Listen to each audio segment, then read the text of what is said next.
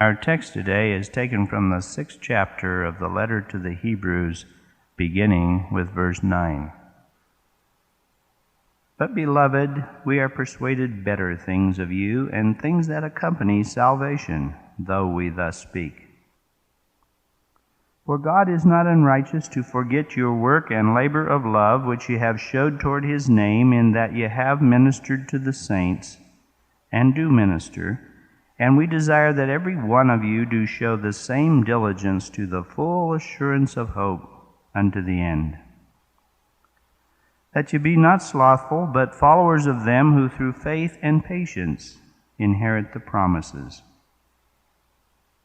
For when God made promise to Abraham, because he could swear by no greater, he sware by himself, saying, Surely blessing I will bless thee, and multiplying I will multiply thee. And so after he had patiently endured, he obtained the promise.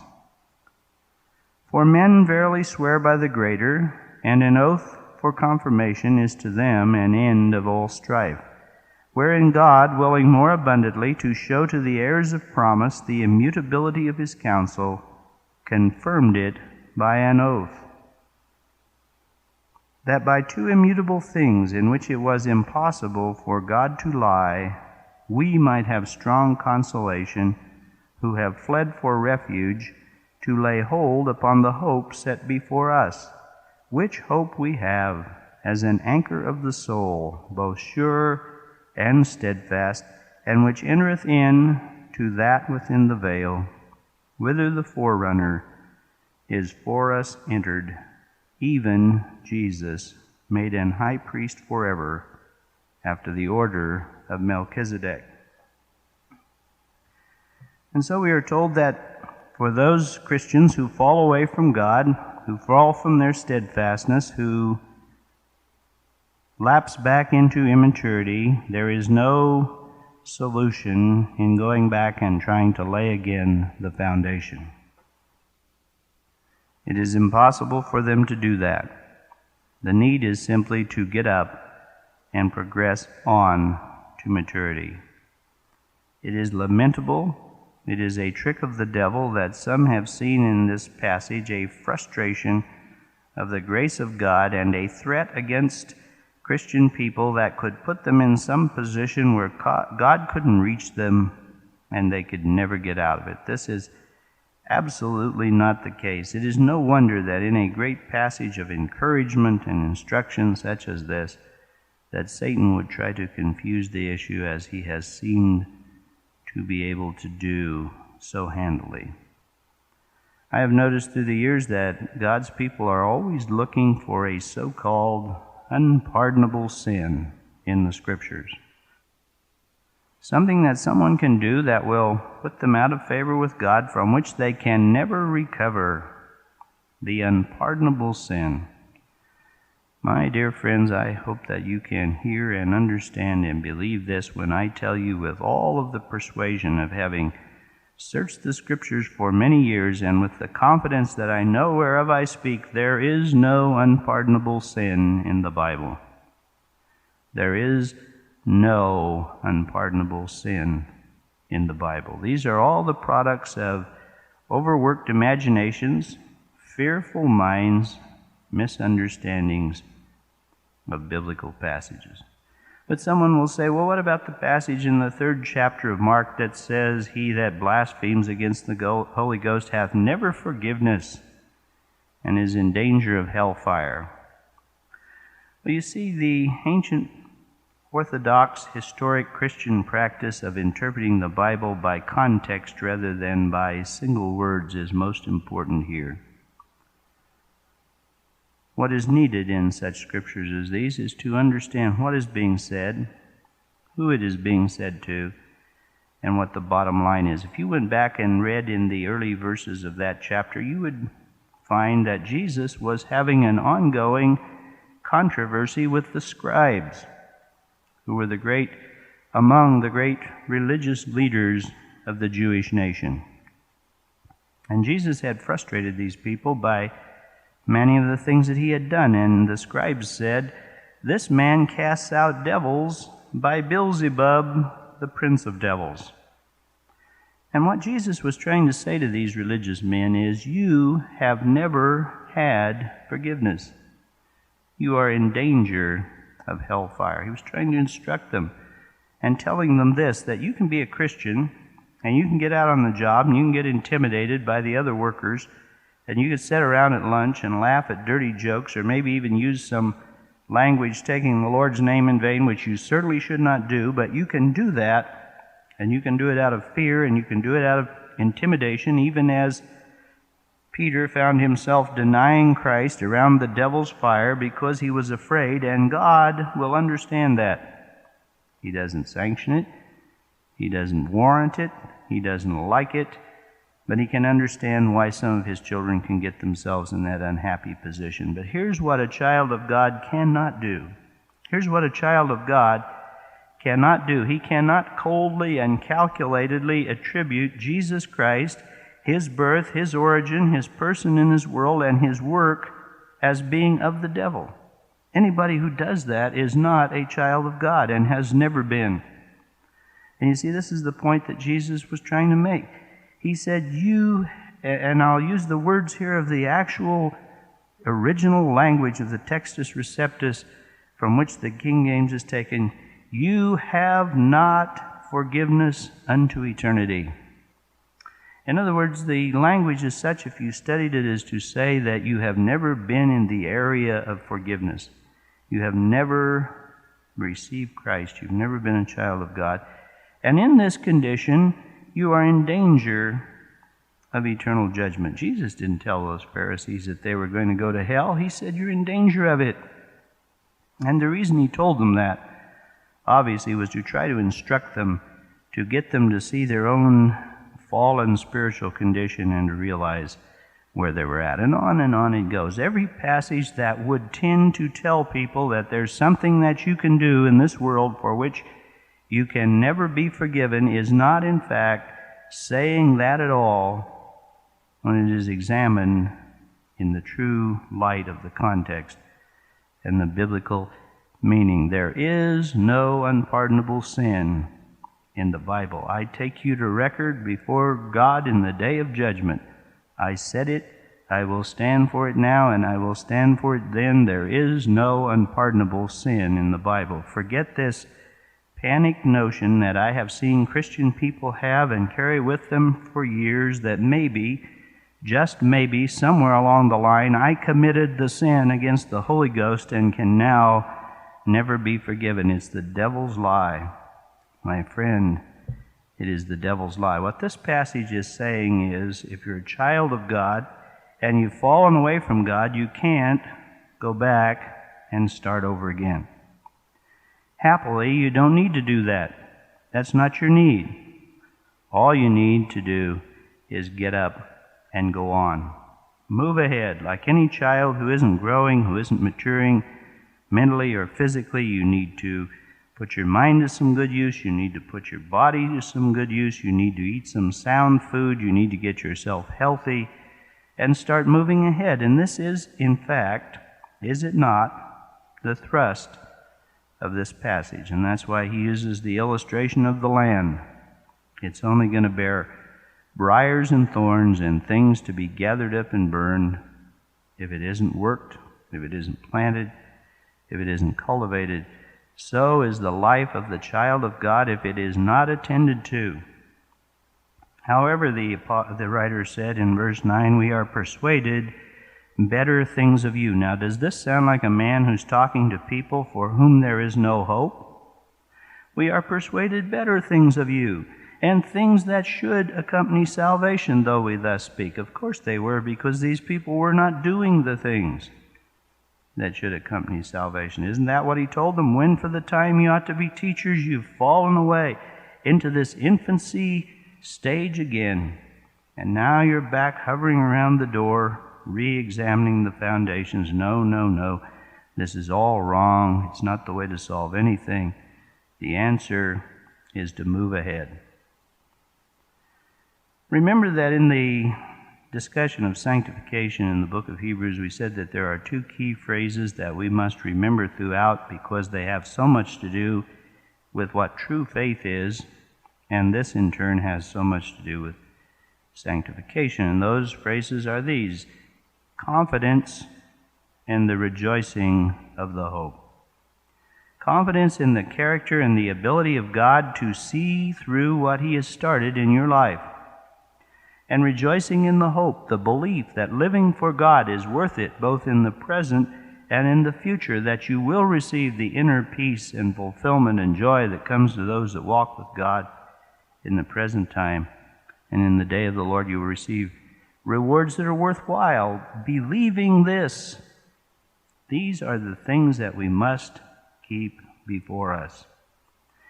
And in an attempt to encourage these people, to inspire their confidence, and to get them to thinking about the reward and the worthwhileness of it all, the rejoicing of the hope, he says in verse 10, "For God is not unrighteous to forget your work and labor of love, which you have showed toward His name, in that you have ministered to the saints, and you do minister."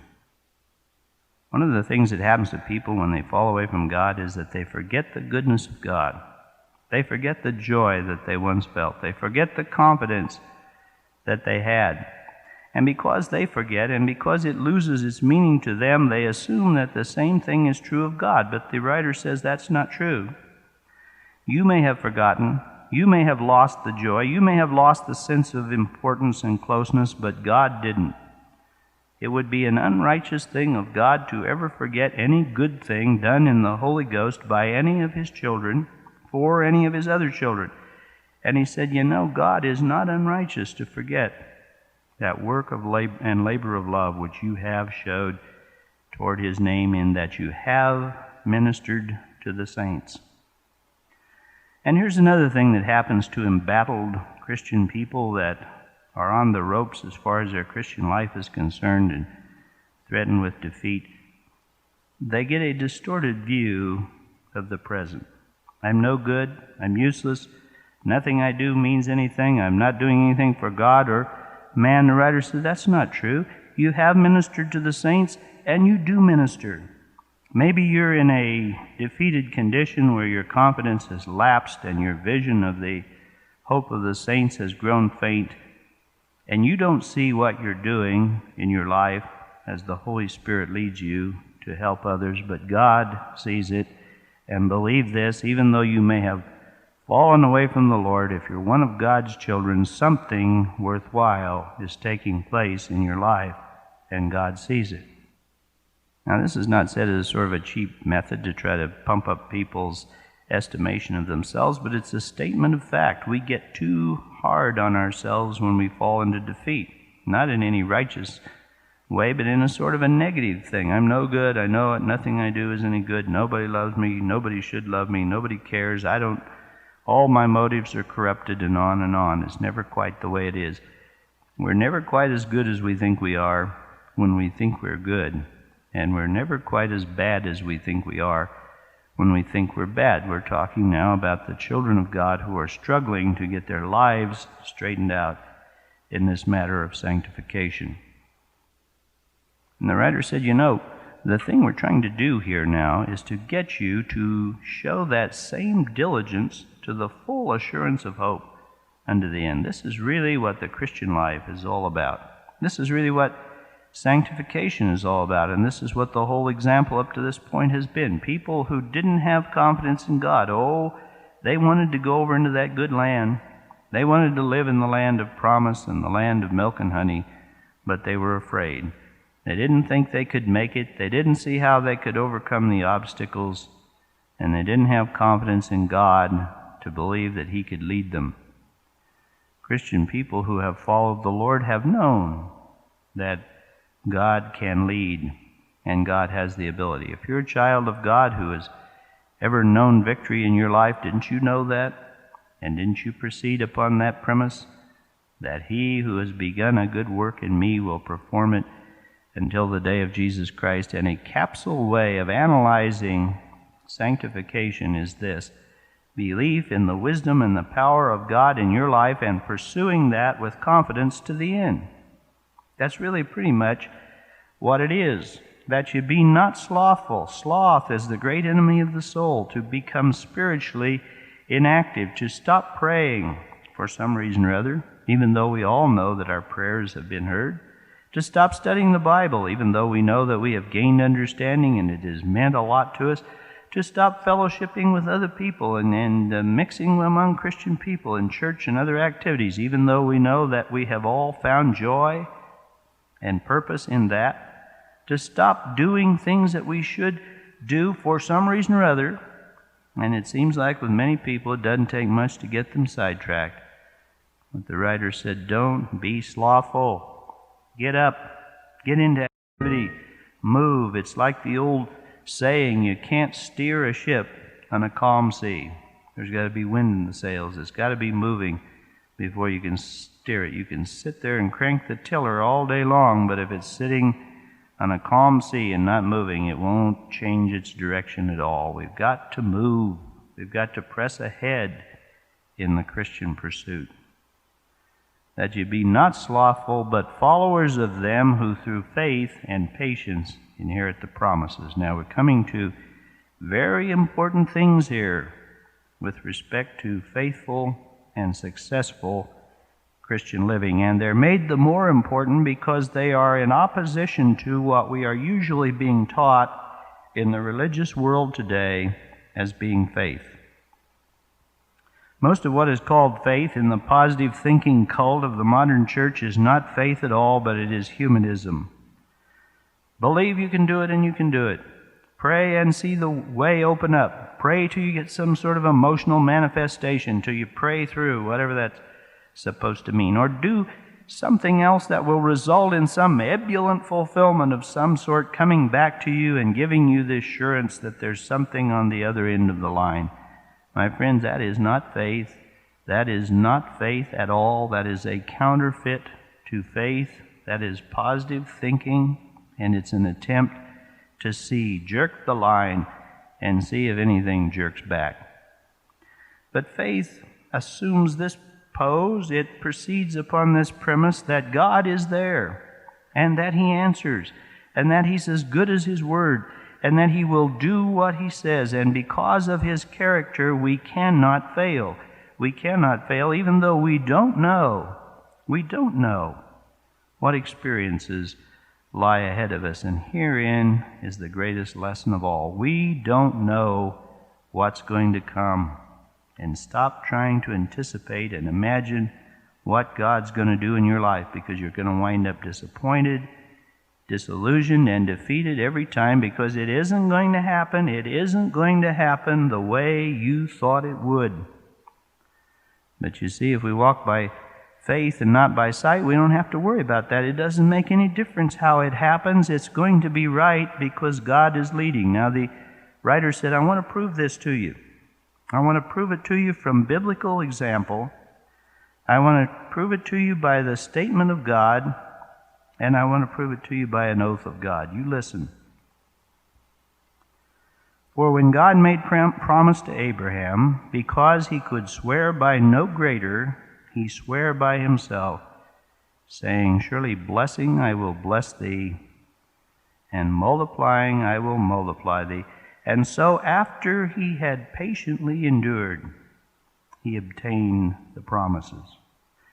God said, Abraham, I'm going to send you out into this wilderness region now. You're going to leave Ur of the Chaldees and you're going to go toward Canaan. And there's not going to be one thing out in that wilderness to sustain you except the promise that I'm giving you as I send you out. And this promise is true. It doesn't make any difference if marauding hordes set up on you and run off your women and your cattle and your children, and that happened in the case of Lot. It doesn't make any difference if your people drink bad water and get sick. It doesn't make any difference what happens, Abraham. These things will be true, and experience will have nothing whatever to do with it. You can go with this assurance. And what did God promise Abraham? He gave him two promises. Two immutable things. And this is all we need, my Christian friends, to live a successful Christian life. He said, Abraham, every day that you walk by faith, you will be blessed and you will be fruitful. You will be. I don't care what happens. I don't care how you spend the day. I don't care what you see or don't see. I don't care what your inductive reasoning powers would cause you to conclude at the end of it. I want you to know, Abraham, that every day you follow me by faith, you can count on this being true. And Abraham proceeded upon that premise, and he was faithful all of his life because he knew that God had said. And if you studied the life of Abraham, you remember some tremendous trials, the commandment to sacrifice Isaac and so on, against all reason and logic that the human mind could devise. But Abraham said, God is right. He's got to be right. I can't look at it any other way. There's just no other way of looking at it. God is right.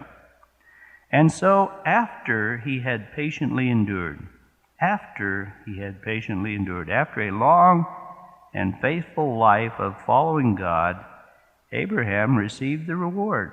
And all of the things that he did during his lifetime were productive as they are recorded in the Bible. Even though he was a man who made mistakes, his life counted for God because he followed, because he believed. And God said, I want Abraham to know that this is true. I want him to be able to count on this and believe in it. And so I'm going to swear by an oath.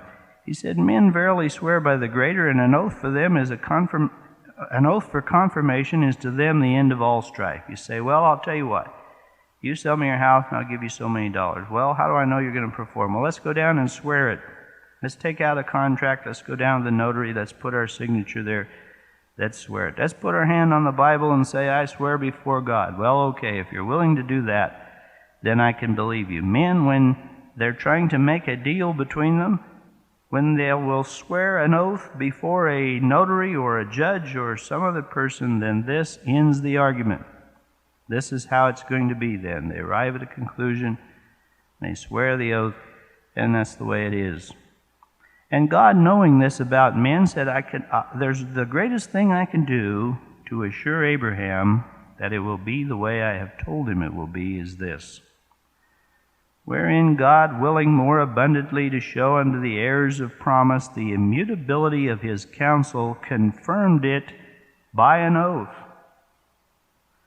God, because he could swear by no greater, he said in verse 13, when God made promise to Abraham, because he could swear by no greater, he sware by himself. In other words, this is what God said to Abraham. Now listen to this, because this is important to us. He said, Abraham, if this is not true, I am not God. If what I'm telling you, every day you will be blessed and every day you will be fruitful, if it doesn't happen that way, then Abraham, I'm not God, because I swear to you that it will happen. Now, where do we come into the picture? Because he said that by two immutable things in which it was impossible for God to lie, we might have strong consolation who have fled for refuge to lay hold upon the hope set before us.